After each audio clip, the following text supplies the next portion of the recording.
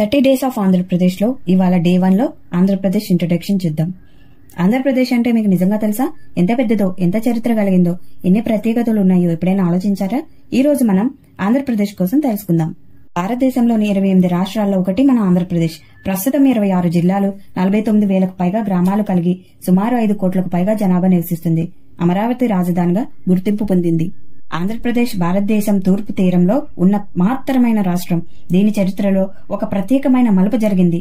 1953లో ఆంధ్ర రాష్ట్రం ఏర్పడింది. తర్వాత 1956లో తెలంగాణతో కలిసి ఆంధ్రప్రదేశ్ అనే ఏకైక రాష్ట్రం ఏర్పడింది.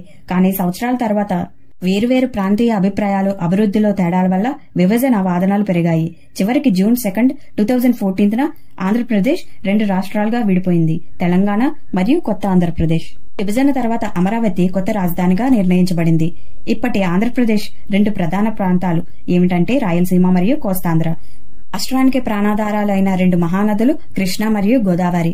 ప్రపంచంలోనే 2వ అతిపెద్ద తీర ప్రాంతం కలిగిన రాష్ట్రం మన ఆంధ్రప్రదేశ్. తిరుపతి వంటి పవిత్ర స్థలాలు, అరకు వంటి సహజ సౌందర్యాలు, విజయవాడ, విశాఖపట్నం వంటి ఆధునిక నగరాలు, ఇవన్నీ కలిపి ఆంధ్రప్రదేశ్ కు ప్రత్యేకంగా నిలబడతాయి. సముద్ర తీరాలు, పర్వతాలు, దేవాలయాలు, చారిత్రక స్మారకాలు, రుచికరమైన వంటకాలు, ఇవన్నీ కలగలిపిన రత్నభూమి మన ఆంధ్రప్రదేశ్. మన ఆంధ్రప్రదేశ్ పరిచయం.